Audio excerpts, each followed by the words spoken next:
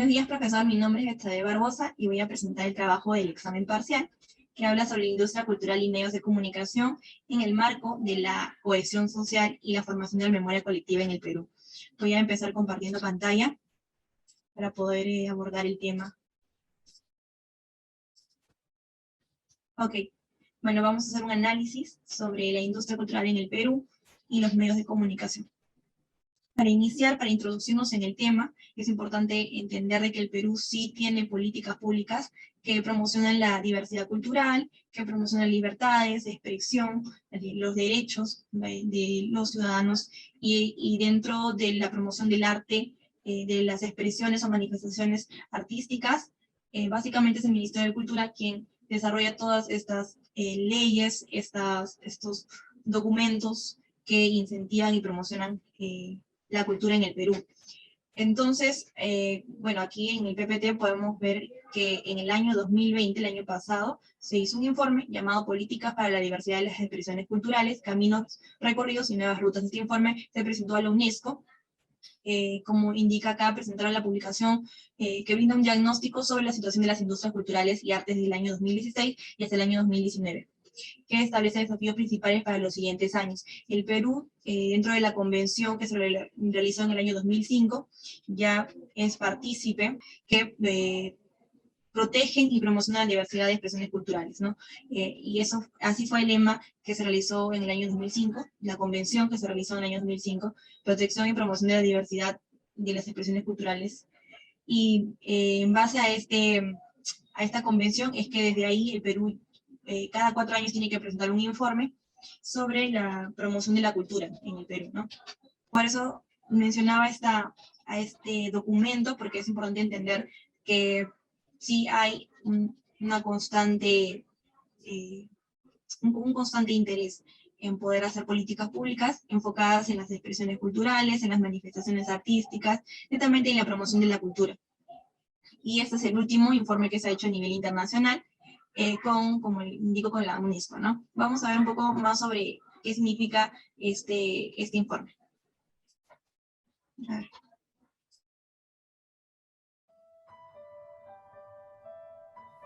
Cada 4 años el gobierno peruano debe reportar a la UNESCO cómo aplica la Convención sobre la Protección y la Promoción de la Diversidad de las Expresiones Culturales del 2005. Este año, el Perú reportó las políticas implementadas para el periodo 2016 y 2019. Para elaborar ese reporte, se desarrolló un proceso participativo con el acompañamiento de UNESCO, apoyado por el gobierno de Suecia. Este proceso consistió en el desarrollo de 3 talleres con el equipo nacional, compuesto por 24 instituciones del sector, 50% sector público, 42% sociedad civil y 8% academia.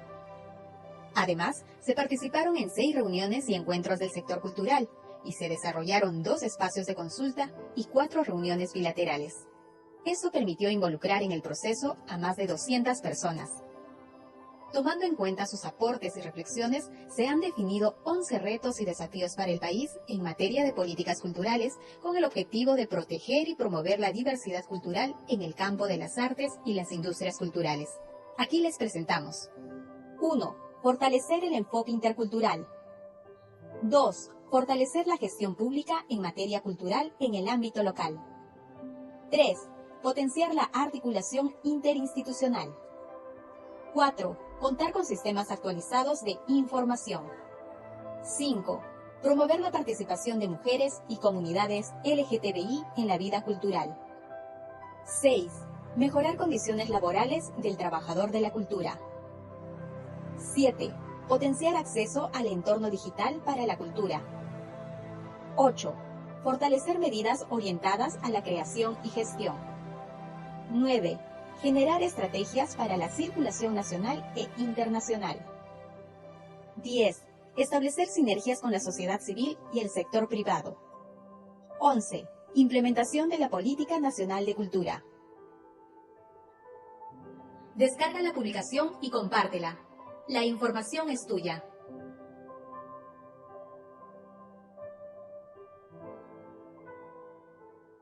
Como hemos visto en el video, han sido varias entidades, tanto de la sociedad civil, entidades públicas que han participado de esta convención, y entonces podemos ver que realmente hay un interés, no solamente del Estado, sino que también de diversos actores, personas que están interesadas, y creo que es muy importante que en el Perú siga habiendo ese interés, ¿no? Ahora vamos a continuar, después de esta introducción con las políticas públicas a nivel internacional a la que pertenece Perú, vamos a empezar con las industrias culturales acá en el país. Ahora quisiera definir o recordar los términos de industria cultural e industria creativa que dentro de las clases habíamos abordado, que al inicio, con la creación de este concepto, de estas palabras, ¿no? Inicialmente industria cultural básicamente era pues la difusión del arte, la difusión de las expresiones, pero con un interés o con un fin comercial, ¿no? Y en cambio la industria creativa tenía un enfoque donde lo que querían era promocionar los derechos, promocionar las libertades, proteger a aquella persona que pues hace un servicio, muestra uno de sus talentos, que básicamente es la propiedad intelectual. Se me había olvidado el nombre. Entonces, la industria creativa y la industria cultural al inicio tenían como que conceptos marcados, pero durante el tiempo han ido evolucionando muchas ideas y han reforzado también otras ideas como es en la industria creativa, que si bien es cierto tiene un enfoque más social, ¿no? Más de derechos, aún así en su evolución ha tenido un énfasis de también poder tener oportunidad para otras personas, como es el empleo y también el impulso de la economía en el país, ¿no? Entonces también tiene un enfoque de comercializar, pero siempre con la base de poder hacerlo en base a la cultura, en base a la promoción de los derechos. Entonces, las dos industrias, por decirlo así, cultural y creativa, ya se fusionan ahora, tienen como, siempre se pueden diferenciar dependiendo del enfoque por la que empiezan, ¿no? Pero vamos a hablar de industria cultural en términos generales, a todo lo que es en base a la promoción del arte, no, la difusión del arte, perdón, de manifestaciones artísticas y la industria cultural, ¿no?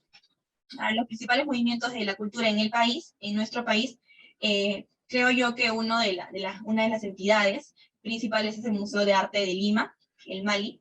Es un proyecto representativo del Perú que se ha convertido en una creativa herramienta que impulsa la educación, el turismo interno y externo, el desarrollo económico y el mayor conocimiento de nuestra rica y vasta historia. Es un lugar muy céntrico de Lima, y pues también tiene talleres, que es lo más conocido creo en el MALI. Tienen talleres para menores, para personas adultas, ¿no? Y talleres de música, de arte, de teatro, de baile. Dentro del sector público está el LUM, que es el lugar de la memoria, la tolerancia y la inclusión social, y pues está dentro del Ministerio de Cultura, obviamente, y como acá vemos en el PPT, es un espacio de conmemoración pedagógico y cultural que alberga la historia de la violencia ocurrida en el Perú entre los años 1980 y 2000. También hacen talleres, también hay ponencias, proyectan videos, donde proyectan cortos, largometrajes, y es básicamente sobre la historia, no solamente del periodo de violencia en el país, sino también de varios eventos que se han venido ocurriendo en el país, ¿no? Entonces también el LUM es una entidad pública y es considerada parte dentro de la industria cultural porque tiene un rol, ¿no? de hacer vigente el arte, de hacer vigente la memoria. Y bueno, otra entidad también que promociona mucho la cultura es la Escuela Nacional de Folclore. No es una entidad pública, acá nos alejamos de las instituciones del Estado, y la Escuela Nacional de Folclore es la primera y la única institución educativa del Perú con rango universitario que ofrece información profesional, docente, artística en la especialidad del folclore, en la mención de la música y danzas. Tiene muchos años, ya es bastante antigua esta escuela, tenía otro nombre al inicio y varios actores muy reconocidos dentro de la historia del Perú iniciaron esta escuela. Uno de ellos, como tiene el nombre, la Escuela Nacional de Folclore de José María Arguedas, se está completado y falta el nombre, ¿no? Y también el que le sigue es el Instituto de Estudios Peruanos, del Centro de Investigación en Ciencias Sociales, caracterizado por el estudio independiente, plural e interdisciplinario sobre el Perú y América Latina. También es una entidad que tiene muchos años, inició con grandes pensadores, con investigadores, perdón, que tienen intención de poder tener un registro histórico, ¿no? Y poder analizar las áreas y los componentes que pues involucran al desarrollo de un país. y, bueno, básicamente las ciencias sociales, no solamente de Perú, sino también de América Latina. Por eso es que también es una institución que, creo yo, se considera dentro de la industria cultural, pero que va desde un enfoque más de investigación, más riguroso, ¿no?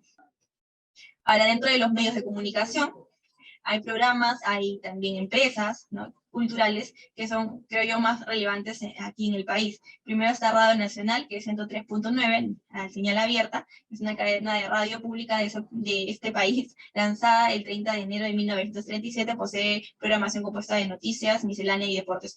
También hay muchos programas culturales, y hay una gran variedad, habrán como unos 5 o 6, ahorita no recuerdo los nombres, pero sí tienen varios programas incluso en quechua, y ahora no solamente es señal abierta, sino que también es como TV digital, ¿no?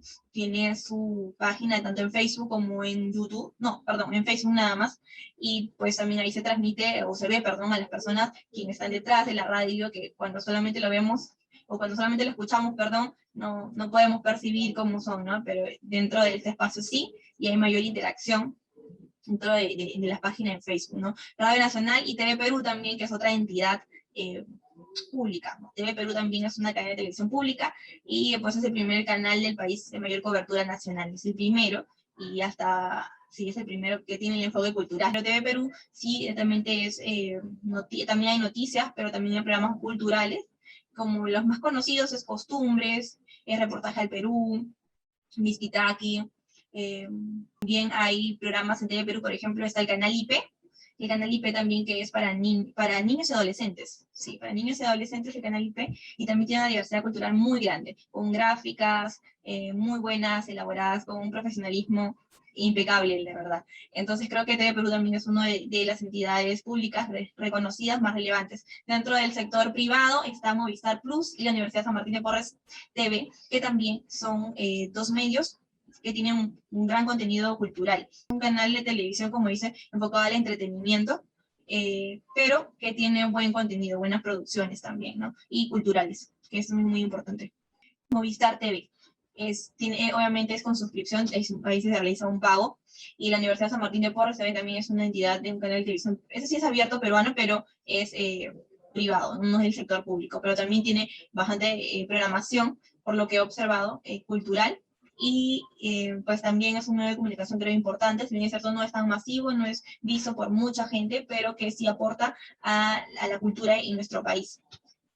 Ahora, seguimos desprendiendo del título y vamos a hablar sobre la cohesión social, que básicamente me he estado enfocando varias de las definiciones en un artículo que publicó Néstor Cohen, que tenía como nombre Cohesión social, diversidad cultural y pobreza hacia una convivencia compleja. Néstor Cohen hablaba sobre la cohesión social, que básicamente se refiere a la inclusión o a la unión de la sociedad, en una sociedad, sobre todo en el Perú y Latinoamérica, porque Néstor Cohen abarca Latinoamérica, que es muy fraccionada, ¿no? La define como muy fraccionada, muy polarizada. Y pues hablar sobre cohesión social es complejo dentro de esta área, ¿no? Esta zona donde nos ha tocado vivir.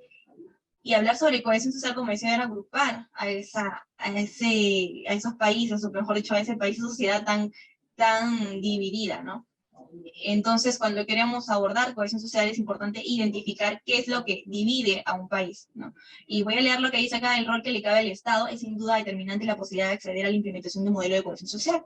Él decía, coincido con Caster en su señalamiento respecto a que si concebimos la exclusión social como una disfunción social, entonces es suficiente contratarla técnicamente, atendiendo la carencia, al déficit como intervenciones de tipo asistencial, pero si la conseguimos como un proceso, como consecuencia de condiciones políticas y económicas históricas, debemos abordarla políticamente. Tratar el proceso requiere de decisiones políticas que confronten con el modelo que estableció fronteras que separan a los que quedaron adentro, sujetos a derecho, y a los que quedaron fuera, marginados, vulnerables. Entonces, acá creo que yo hace como un pequeño análisis en estas pequeñas líneas sobre el hecho de que la cohesión social, hablamos de cohesión social, también tendríamos que hablar sobre exclusión social.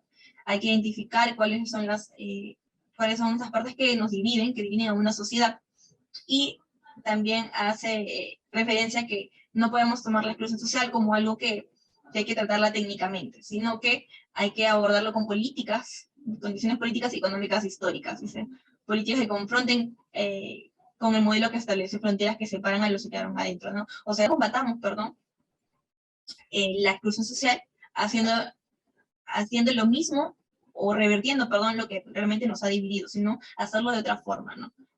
Tratar de tomar el asunto de la inclusión social de otra forma, no de la misma forma en cómo se ha dividido la sociedad, sino que básicamente podemos tomarla de forma técnica, sino de otra forma, y la cohesión social, pues, podrá ser una realidad en un país si es que se enfoca básicamente en la promoción de la cultura. Esa es la conclusión, básicamente. Entender que la diversidad cultural también, por ejemplo, como decía Néstor Cohen dentro de su título que habla de diversidad cultural y pobreza, es que hay factores que como que acrecientan, pareciera que acrecientan la exclusión social. Por ejemplo, hablar de gente que es pobre y de gente que que tiene una condición económica acomodada, clase media, podríamos hablar, clase pobre, clase media, clase alta, ¿no? Entonces, hablando de estos tres niveles de condición económica, ahí ya hay una diferenciación y se puede llegar a una exclusión, ¿no? La clase alta puede decir a la clase baja, no, yo no me relaciono contigo. Y entonces ahí podemos ver exactamente la exclusión social. Entonces unir a estos grupos es algo complejo, ¿no?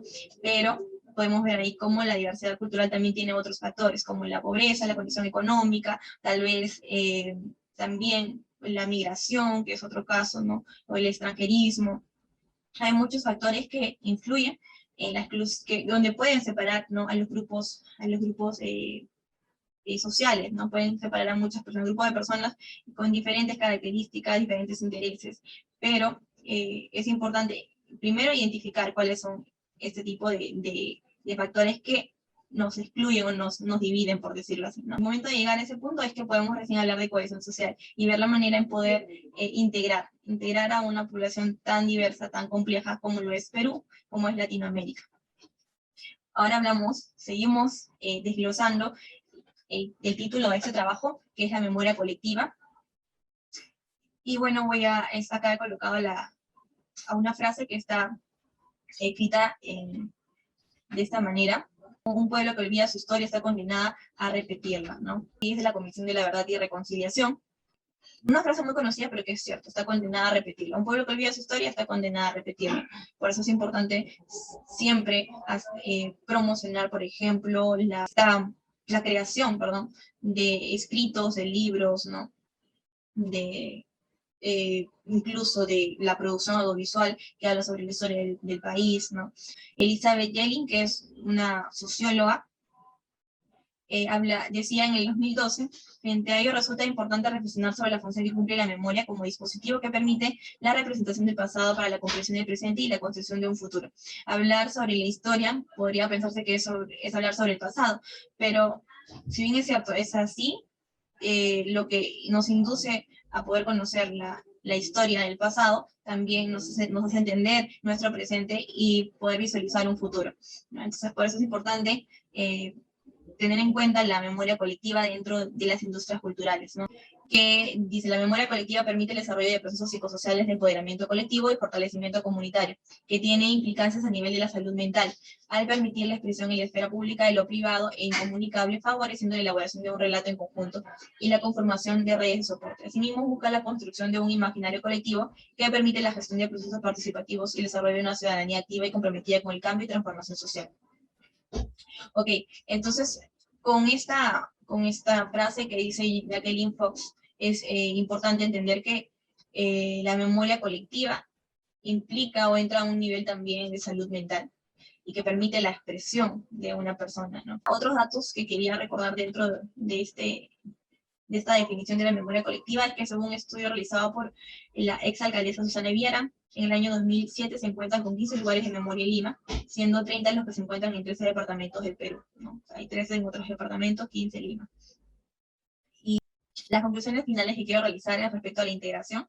El desarrollo de nuestra sociedad está vinculado con muchos aspectos como la economía, las políticas públicas, la educación, la salud, etc. Sin embargo, la cultura es un factor determinante que engloba todas ellas y define a un país, lo define como tal, ¿no? Es menester la promoción de la industria cultural en el Perú como estrategia política, económica, como también por consigna social. Como empezaba al inicio con la diferenciación de la industria creativa e industria cultural, al fin y al cabo son una, y las dos se fusionan, siendo la industria cultural la que necesita ser atendida con mayor importancia, cada vez con mayor importancia, porque, como decía, engloba a todas las otras áreas, ¿no? Dentro del sector salud, valorar la salud mental, la salud física, tiene que ver mucho también con el arte y tiene que ver mucho también con el conocimiento de la historia, ¿no?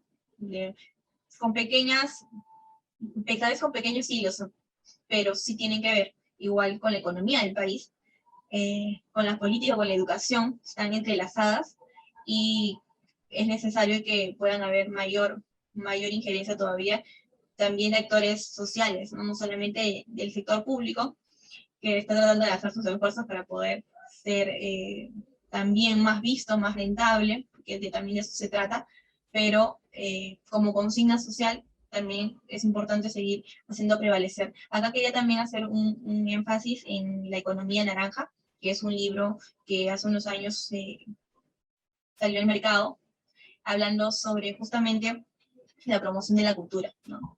La economía naranja, que es un libro que se debería leer, creo yo, que muchos deberíamos leer, y se hace referencia al mundo de la cultura, es la definición que acá he encontrado, la industria creativa y la creación de contenido. Se denomina, por tanto, un universo naranja a todas aquellas actividades que transforman el conocimiento en un bien o un servicio que trate de fomentar, además del beneficio económico, que es importante, el desarrollo de la cultura y la creatividad. Es decir, actividades que, al igual que el cine, se demuestran dentro del mundo de la cultura.